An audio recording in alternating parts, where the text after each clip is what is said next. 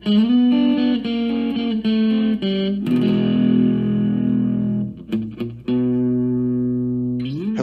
and welcome. I am Steve Moore and I hope you're having a good day. In this video, we're going to take a look at building a little seaside cottage in HO scale. And stick around to the end because I have some cool community builds of that Monterey Clipper to share with you. I was just blown away at the talent of some of these modelers and what they did with that kit. Now, about a year ago, I was driving around the seaside town of Port Chalmers when I passed this little cottage. It was kind of nestled under a kind of a hill and overlooking the harbor. And I knew it had so much character. I just had to model something like it, you know.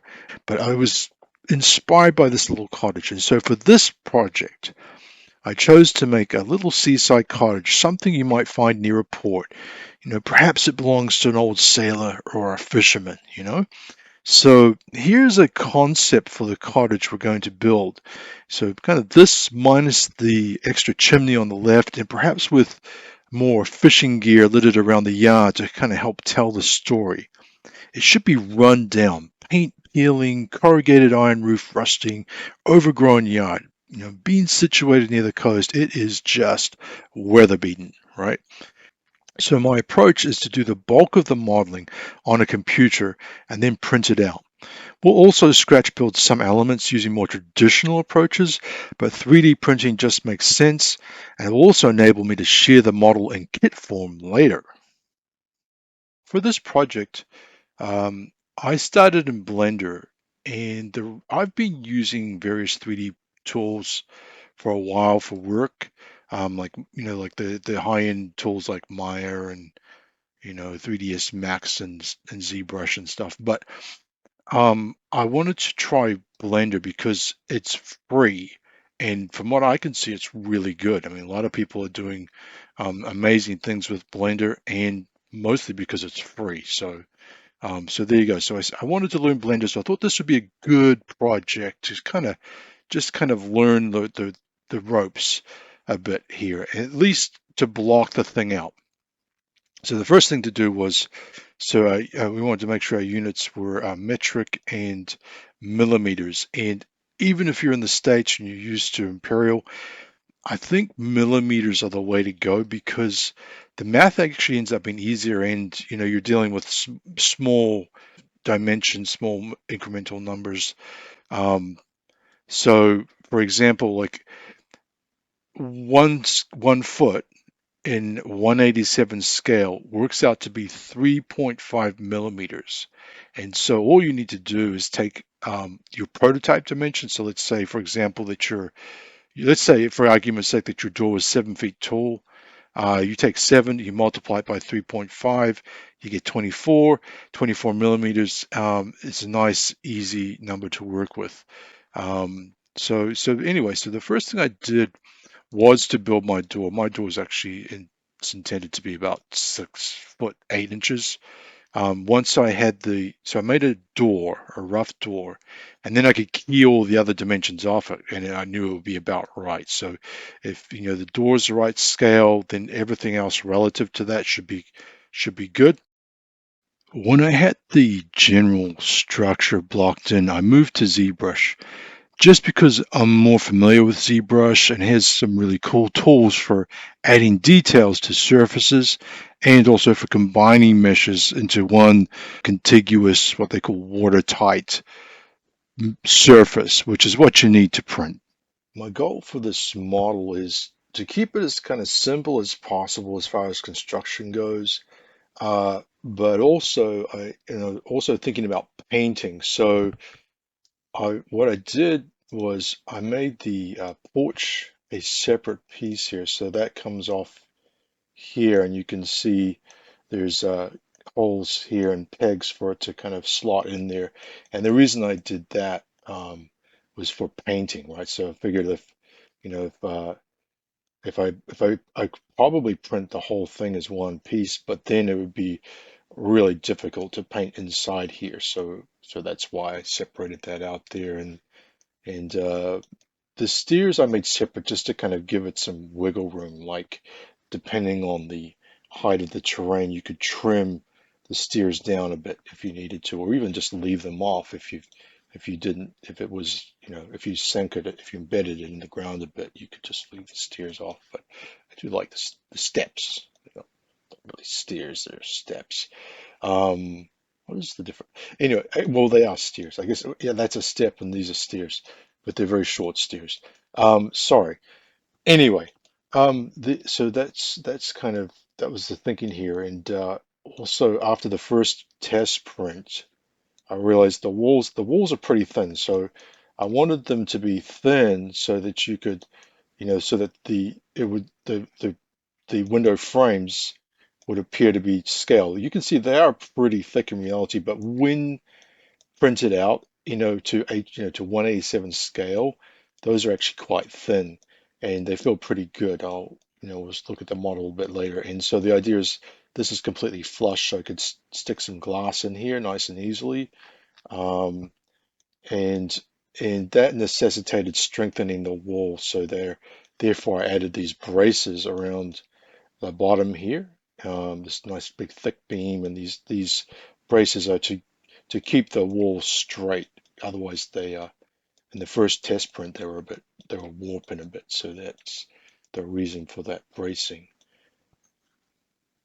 Um, and yeah, so ZBrush, was able, kind of add details like the siding, the wood siding has kind of a grain to it, and I tried to make it kind of not perfect, so there's some kind of unevenness to things, so it's more natural. We've got little kind of cracks in the concrete foundation, and I've kind of given the concrete foundation like a little bit extra room or bleed, as they say in the print world. So the idea being that you could have like kind of an irregular kind of a ground around it, and there'd be some kind of room for that to happen. So I'm imagining with this one that maybe the ground's a little higher at this end and it kind of slopes down towards the right of the building. And then um, the chimney, I had a lot of fun with the chimney. I kind of made like, kind of some rough bricks. So like they've got little pock marks and textures to them. And I really tried to make them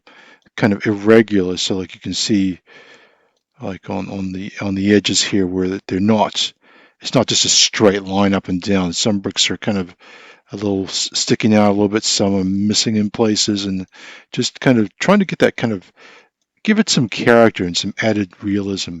So there, once I had the model and where I was happy with it in ZBrush, it was time to print. Now, because I want to 3D print this model, I need a way to ensure that this model is exported at the exact dimensions I created it. Now, I have a funky way of doing this, but it works pretty well. So here we are back in Blender, and you can see what I've done is created this block here, and it's it's nice. It's longer than the longest dimension of the cottage itself, and it's a nice round number, 100 millimeters. So I'm going to use that as my key. And back in ZBrush here, what we're going to do is there's the block. I'm going to select that block, right? And then I go up to the 3D Print Hub, and here what you do is you have to tell it how big the dimensions of the object that you want to print at. So you update size ratios, right? And here we go. I know the block is 100 millimeters long, so that's perfect. So then what we're going to do is we're going to export all these objects as STLs. That's going to mean that all the other objects, the cottage itself, the porch, and the little stairs, are going to export at the correct scale relative to that block. So it's that easy, and that ensures that your models print out to scale. Every part will fit as it's intended, and that's what I've been doing for a while now, and it kind of works well. So there you go. And here it is. This is the first test print. This is the actual model printed out with a bit of primer. I often find I need to make some adjustments to the support structure and sometimes the model to get the best results, but I am really happy with how some of the details, like the brick chimney, came out. Speaking of details, that's a good segue into sharing some of the really cool models that people have built based on the fishing boat kit I've been showing off in other videos. So this first image is by Pete Doty, amazing modeler, and I'm just blown away by kind of the amount of detail that Pete added to this kit. He really leveled it up. Pete kind of gave me some tips. He kind of messaged me, gave me some tips on where I could improve the model. Um, I love how he's just added all this extra little detail like these lines here. The weathering is amazing, and he even went to the trouble of kind of adding the rigging to the outriggers. The rigging from the outriggers masts down to the girdies here. That was quite impressive, and just the amazing kind of they really brought it to life with the kind of the just the grungy weathering. It feels real to me, and I love that. This last image here, this is by Til Roof. I hope I'm getting that pronunciation right, Til. But again, Til bought. It was one of the earliest people to pick up the kit and build it, and he just knocked this thing out. He just busted it out and went to town with the weathering and just brought it to life. I love it. I like how he made the color choices here, making the hole like a complete red there for the hole. Interesting there. I think that looks nice. And just really get a kick out of seeing what people have done with this kit so far. Very creative stuff. I'm impressed, and thank you for sharing these images too, guys. Anyway, I'm looking forward to painting this little house. Now, similar to the fishing boat, I plan to make a kit version, which will be available on Etsy when it's ready. So tune into the next episode for news on that and to see progress on this build. And until next time, have a great day and happy modeling.